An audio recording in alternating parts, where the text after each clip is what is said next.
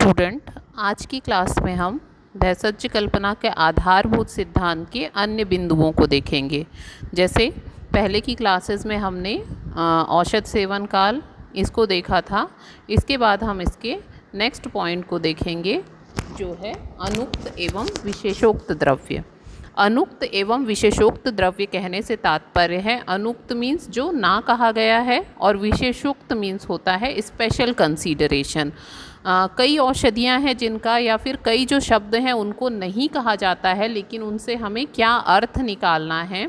और विशेषोक्त का अर्थ होता है स्पेशल कंसीडरेशन, जहाँ पर कुछ द्रव्यों का वर्णन करने से कुछ विशेष अर्थों को लिया जाता है। जैसे पहले अगर हम अनुक्त द्रव्य देखते हैं तो इसके लिए सारंगधर ने अपने पूर्व खंड में कहा है, काले अनुक्ते प्रभातम स्याद अंगे अनुक्तम जटा भवेत भागे अनुक्तम तु साम्यम स्याद पात्रे अनुक्ते च मृण्मयम द्रवे अनुक्ते जलम ग्राह्यम तेले अनुक्ते तिलोद्भवम। अर्थात अगर संहिता में कहीं पे काल का वर्णन नहीं किया गया है तो उससे प्रातः काल लेना चाहिए। अगर किसी औषधि के कौन से अंग या भाग को ग्रहण करना है ये नहीं बताया गया है तो उसकी जटा यानी जड़ भाग को लेना चाहिए।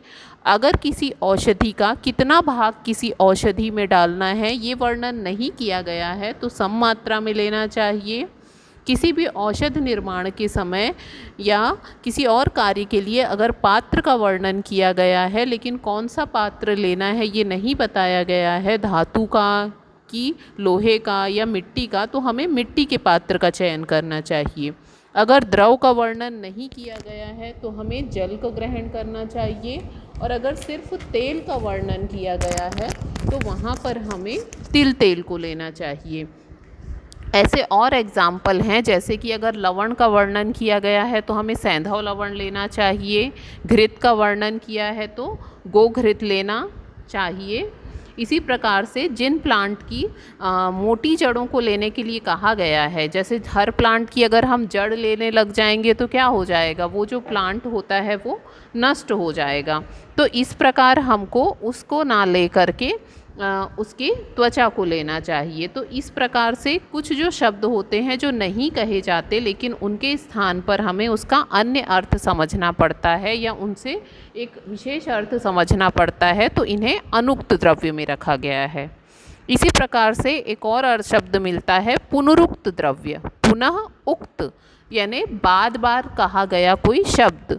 तो ये भी सारंगधर ने वर्णन किया है कि किसी औषधि का जब हम निर्माण करते हैं तो एक द्रव्य का वर्णन अगर उस औषध में 2 बार आया है, एक ही औषधि का वर्णन अगर किसी द्रव्य में 2 बार आया है तो हमें ये नहीं समझना चाहिए कि यहाँ पर कोई प्रिंटिंग मिस्टेक है, हमको वो जो औषधि है वो 2 बार डालनी चाहिए।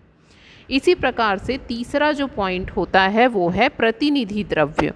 प्रतिनिधि द्रव्य का मतलब होता है किसी और को रिप्रेजेंट करना। जैसे कि आज के समय में बहुत सारी औषधि जो हो गई हैं वो क्या हो गई हैं, लुप्त हो गई हैं। जैसे आप लोगों ने चरक संहिता में पढ़ा होगा जीवनी वर्ग की औषधि। तो जीवनी वर्ग की औषधि जब हम पढ़ते हैं तो इसमें हम पढ़ते हैं जीवक, ऋषभक, मेदा, महामेदा, काकोली, क्षीर काकोली। तो ये जो मेदा, महामेदा ये द्रव्य हैं ये क्या हो गए हैं, लुप्त प्राय हो गए हैं, यानी बहुत ही रेयरली हमको प्राप्त होते हैं। तो जो बचे हुए हैं उनका संरक्षण भी करने के लिए हम क्या करते हैं, उनके स्थान पर उन्हीं के समान गुण धर्म जिन औषधियों में पाया जाता है उन औषधियों का उपयोग हम औषध के रूप में कर सकते हैं। तो ऐसे जो द्रव्य होते हैं उन्हें प्रतिनिधि द्रव्य कहते हैं। जैसे कि मेदा या महामेदा के स्थान पर हम अश्वगंधा का यूज़ करते हैं, काकोली, क्षीर काकोली की जगह पे हम सतावरी का यूज़ करते हैं, जीवक और ऋषभक की जगह हम विदारी कंद का यूज़ करते हैं, रिद्धि वृद्धि की जगह हम वराही कंद का यूज़ करते हैं। तो इस प्रकार से इसे प्रतिनिधि द्रव्य या सब्स्टिट्यूट कहते हैं।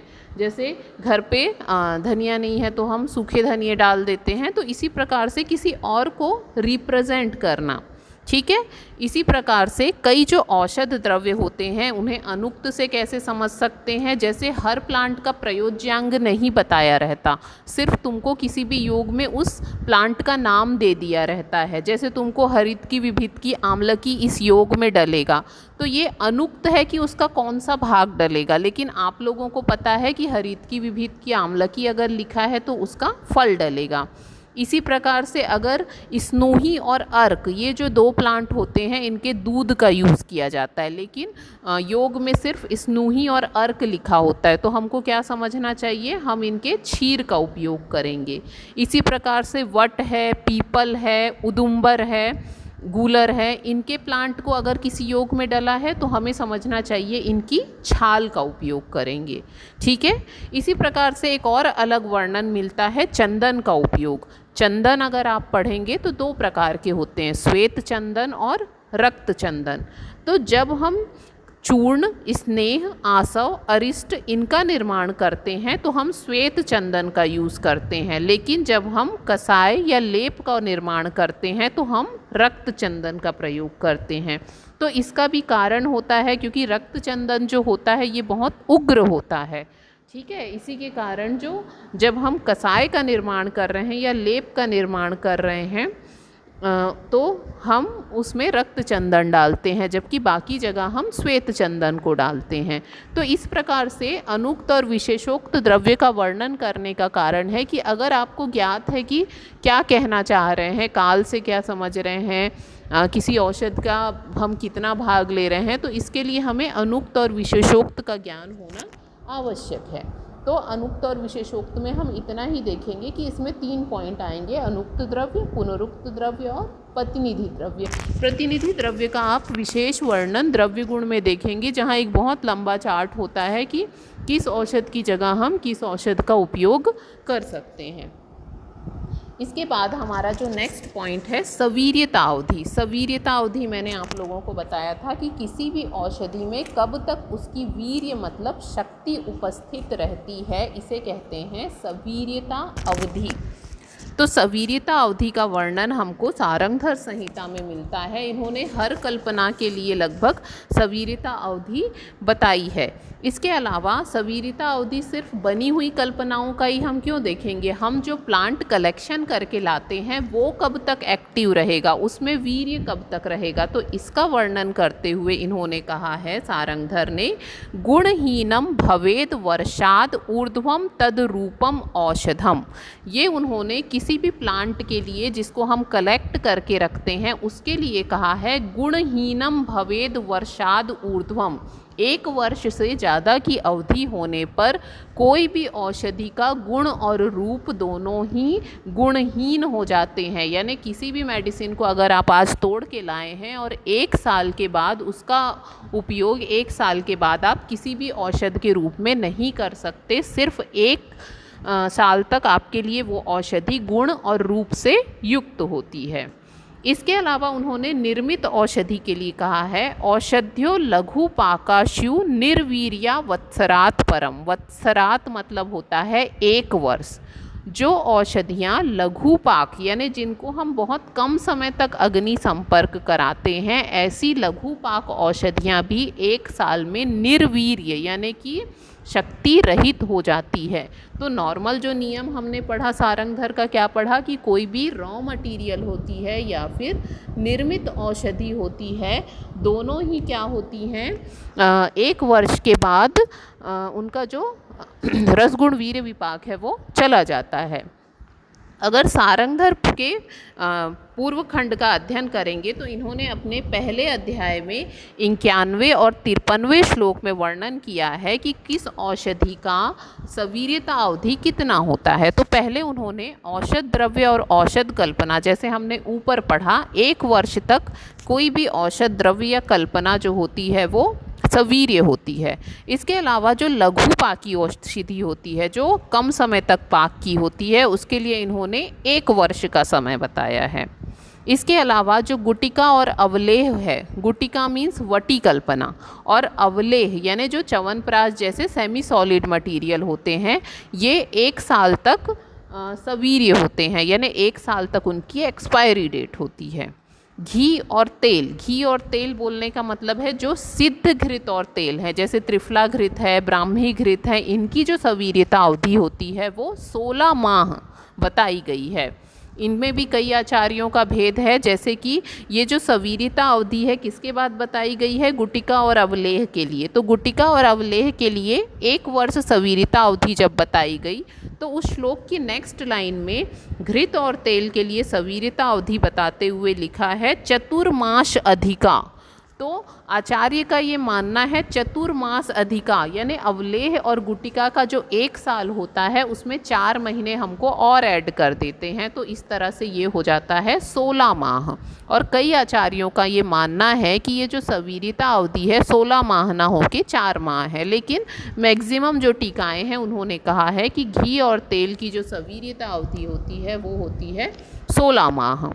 इसके बाद इन्होंने आसव, अरिष्ट, धातु और रस औषधि, रस औषधि बोलने का मतलब जिनमें रस शास्त्र के द्रव्य डले हैं या कोई भस्म डली है या कोई शुद्ध धातु या खनिज डला है, ऐसे जितने भी द्रव्य होते हैं उनके लिए कहा गया है पुराणा शिव गुणे युक्ता। पुराणा मतलब जितना पुराना होते जाएगा, पुराण मीन्स जितना पुराना होगा, शिव गुणे युक्ता उतना अधिक गुणकारी होगा। आसव, अरिष्ट और जितनी भी रस औषधि हैं उनके लिए सारंगधर ने कहा ये जितनी पुरानी होंगी उतनी अधिक गुणकारी होंगी। तो ये जो वर्णन आपको सवीर्यता अवधि का मिलता है ये सारंगधर संहिता के अध्याय 1 में हमको मिलता है। लेकिन आप अगर देखेंगे तो ये जो है ये अभी के समय में लागू नहीं होता। हर जो चीज़ बनती है उसका कभी ना कभी एक्सपायरी डेट होता ही है। इन्हीं बातों का ध्यान रखते हुए आयुष मिनिस्ट्री ने 2016 में एक नोटिफिकेशन जारी किया। आप लोगों को ये एक पीडीएफ के फॉर्म में गैजेटेड रूप में मिल जाएगा, भारत के राजपत्र में मिल जाएगा, जिसे आयुष मिनिस्ट्री ने बताया। इसमें उन्होंने सेल्फ लाइफ नोटिफिकेशन जारी किया है। जितनी भी आयुर्वेद की औषधि होती थी पहले उनकी एक्सपायरी डेट नहीं लिखी जाती थी। मैक्सिमम जो निर्माता थे वो आयुष की जो मेडिसिन होते थे उनकी एक्सपायरी डेट नहीं लिखते थे, लेकिन 2016 में आयुष मिनिस्ट्री ने इन कल्पनाओं के लिए अलग अलग सवीर्यता अवधि या फिर इनकी सेल्फ लाइफ बताई है। जैसे इनको मैंने क्या किया है, नॉर्मली 5 सवीर्यता अवधि थी सारी कल्पनाओं की, तो मैंने कल्पनाओं को एक ही पॉइंट में ऐड कर दिया है। इनको आप अलग अलग लिख सकते हैं, ठीक है। जैसे अर्क कल्पना है, अर्क मतलब होता है एक्सट्रैक्ट। जैसे आप लोग अभी के समय में देखते होंगे जब हम जूस बनाते हैं या अभी भी हम कोई शरबत बनाते हैं तो हम थोड़े से मात्रा में गुलाब जल है या खश है इनको थोड़ा सा डालते हैं और ज़्यादा मात्रा में जल मिला करके हम जूस का निर्माण करते हैं। तो वो क्या है, एक तरह से एक्सट्रैक्ट है या अर्क है। तो किसी भी औषधि का जो सार भाग निकालते हैं वो अर्क है।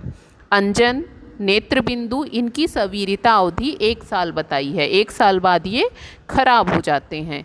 इसके बाद जो चूर्ण कल्पना होती है या सत्व कल्पना है या वर्ती कल्पना है, इनकी जो सवीर्यता अवधि है वो 2 साल बताई गई है। इसके अलावा तेल, अवलेह कल्पना, गुड़पाक, खंड या कोई मलहम अगर हम बनाते हैं तो उसकी सवीर्यता अवधि 3 साल बताई गई है। इसके अलावा घृत, तेल की सवीर्यता अवधि 3 माह है, लेकिन घृत की जो सवीर्यता अवधि है वो 5 माह है। घृत, लवण क्षार, गुग्गुल, रस और काष्ठ औषधि, ऐसे द्रव्य जिसमें प्लांट भी डला है और रस औषधि भी डला है, ऐसे ड्रग अगर हम बनाते हैं तो उनकी जो सवीर्यता अवधि है वो 5 वर्ष बताई है। इसके बाद आसव, अरिष्ट, रसयोग, पिष्टि, भस्म, परपटी, कुपिपक्व रसायन, जिसके लिए सारंगधर ने कहा था ये जितने पुराने होते जाएंगे उतने अधिक गुणकारी होते हैं, इनकी सवीर्यता अवधि भी आयुष मिनिस्ट्री ने 10 वर्ष बताई है। तो अभी अगर हम किसी भी कल्पना का निर्माण करते हैं या एग्ज़ाम में आप कोई भी कल्पना डिस्क्राइब करते हैं तब आप ये वाली सेल्फ लाइफ भी वहाँ पर मेंशन कर सकते हैं, स्पेशली लिख करके कि ये आयुष मिनिस्ट्री के द्वारा डिस्क्राइब की गई है। और आपके नॉलेज में ये होना चाहिए, इन फ्यूचर अगर आप कोई औषधि बनाते हैं तो आपके पास उसके लिए ये कब खराब हो जाएगी ये सवीर्यता अवधि आपके ज्ञान में रहना चाहिए। तो इस प्रकार से हमारे सवीरता अवधि वाले पॉइंट में सारंगधर की सवीरता अवधि भी आप देखेंगे और इसके साथ साथ मॉडर्न व्यू से हम जो आयुष मिनिस्ट्री ने बताई है उसको देखेंगे। नेक्स्ट जो हमारा पॉइंट है ये है अनुपान। वैसे तो ये हमारा लास्ट पॉइंट था अनुपान। इसके अलावा एक जो मेन इम्पॉर्टेंट हमारा पॉइंट छूटा है वो औषध सेवन मात्रा है, जिसको हम बाद में देखेंगे। तो नेक्स्ट जो हमारा पॉइंट है अनुपान। तो अनुपान की अगर हम डेफिनेशन देखें तो अनुपश्चात पीयते इति अनुपानम। अनु का मतलब होता है बाद में, अनु मीन्स पश्चात यानी बाद में, पीयते मतलब पिया जाता है। तो जिसे बाद में ग्रहण किया जाता है या पिया जाता है उसे अनुपान कहते हैं। चाहे आप भोजन के बाद जल को कह लीजिए या फिर आप औषध सेवन के बाद किसी भी द्रव के क्वाथ, स्वरस, फांट अगर इनका सेवन किया जाता है तो उसे भी अनुपान कहते हैं। क्योंकि हम इसे भेषज कल्पना में पढ़ रहे हैं इसीलिए हम कहेंगे कि किसी भी औषधि या आहार द्रव्य के सेवन के बाद जो इस भी द्रव पदार्थ का सेवन किया जाता है उसे अनुपान कहते हैं। कई आचार्यों ने अनुपान और सहपान को एक माना है, लेकिन सहपान मतलब जो साथ में लिया जाता है, ठीक है। अनुपान मतलब जो बाद में लिया जाता है। अब इसका महत्व कि हम क्यों अनुपान का अध्ययन करते हैं। तो पहला, औषधि के अवशोषण और सात्मीकरण। अवशोषण मीन्स एब्जॉर्प्शन और सात्मीकरण मीन्स एसिमिलेशन। जब हम किसी भी औषधि को खाने के बाद उसके साथ अनुपान लेते हैं तो उसका अवशोषण यानी कि वो बहुत जल्दी बॉडी में एब्जॉर्ब होती है और उतने ही तेज़ी से बॉडी में फैल जाती है। दूसरा पॉइंट है औषध की गुणवत्ता बढ़ती है। जब हम किसी औषधि के साथ उसके सेम गुण वाला अनुपान देते हैं, जिस रोग के लिए मैं औषधि दे रही हूँ उसी रोग के अपोजिट यानी उस पे कार्य करने वाली औषधि का अगर मैं अनुपान देती हूँ तो वो उसके गुणों को बढ़ाता है। जैसे अगर किसी पेशेंट को मैं आंवले का चूर्ण दे रही हूँ और उसके बाद उसको आंवले का स्वरस ही पीने के लिए दे रही हूँ तो ऐसे में उस औषधि की जो गुणवत्ता है वो और बढ़ जाती है। या फिर किसी पेशेंट को मैं वातनाशक औषधि दे रही हूँ और साथ में उसको दशमूल का क्वाथ पीने के लिए दे रही हूँ तो उसकी जो गुणवत्ता होती है वो बढ़ जाती है। तीसरा जो पॉइंट है हमारा कि औषधि की तीक्ष्णता, उष्णता, कसाय और तिक्त रस। जैसे कसाय रस है मतलब कसैली औषधियाँ या तिक्त रस है कड़वी औषधियाँ, इसको सभी लोग आसानी से नहीं लेते हैं। इसके अलावा वो औषधियाँ जो तीक्ष्ण होती हैं या उष्ण होती हैं जिनको लेने में हमको कठिनाई होती है, लेकिन अगर इनके बाद हम अनुपान के रूप में कोई मधुर द्रव्य दे दें या कोई शीत द्रव्य दे दें तो इनका जो ना लेने की इच्छा है या इनका जो दोष होता है वो थोड़ा सा कम हो जाता है। चौथा पॉइंट है, सारंगधर ने अपने मध्य खंड में एक श्लोक लिखा है। ये जो श्लोक है ये बहुत अच्छे से डिफाइन करता है अनुपान की महत्ता को। यथा तेलम जले क्षिप्तम क्षणेनेव प्रसरपति अनुपानम बलाद अंगे तथा सरपति भैषजम। जिस प्रकार तेल को देखे होगे, अगर तेल जल में पड़ जाता है तो क्या होता है वो पूरी तरह से उसमें फैल जाता है। तो जिस प्रकार से तेल जल में फैलता है वैसे ही अगर हम औषधि अनुपान के साथ देते हैं तो ये पूरे शरीर में आसानी से फैल जाता है। इसके अलावा अनुपान के कुछ कर्म होते हैं जिनका वर्णन हमको चरक संहिता में मिलता है। जैसे ये शरीर का तर्पण करती है, ऊर्जा प्रदान करती है, व्रीहण करती है, अन्न का संघात करती है, मृदुता उत्पन्न करती है, क्लेद उत्पन्न करती है। तो इन सब कार्यों का वर्णन हमको चरक संहिता में मिलता है। इसके अलावा अनुपान के योग्य और अयोग का वर्णन भी चरक संहिता में किया गया है। जिन लोगों को ऊर्ध्व चतुर्गत व्याधि होती है या हिचकी आती है या श्वास होती है या जो कंटिन्यू पढ़ाने का काम करते हैं यानी आधे एक घंटे से जो बोलने का काम कर रहे हैं, ऐसे व्यक्ति को तुरंत अनुपान नहीं देना चाहिए। क्यों? क्योंकि ये जा कर के उनके शरीर में नुकसान करता है। ठीक है। और योग्य के लिए तो बताया गया है कि कौन सी व्याधि में कैसा अनुपान देना चाहिए। जैसे वातज अगर किसी को रोग है तो उसको स्निग्ध और उष्ण अनुपान देना चाहिए। पित्तज रोग है तो मधुर और शीतल अनुपान देना चाहिए। कफज रोग है तो रुक्ष और उष्ण अनुपान देना चाहिए। अगर किसी को धातु क्षय हो गया है तो उसको मांस रस अनुपान के रूप में देना चाहिए। अगर वो नॉन वेजिटेरियन है तो वेजिटेरियन है तो उसको क्षीर देना चाहिए। तो इस प्रकार से कौन से रोग में या कौन से दोष में कौन सा अनुपान देना चाहिए, इसका वर्णन आपको चरक संहिता में मिलता है। तो इस प्रकार से आज हमने अपने 3 पॉइंट देखे, अनुक्त, विशेषोक्त, सवीरिता अवधि और अनुपान। तो इसी का अध्ययन हम अपने नेक्स्ट क्लास पे करेंगे।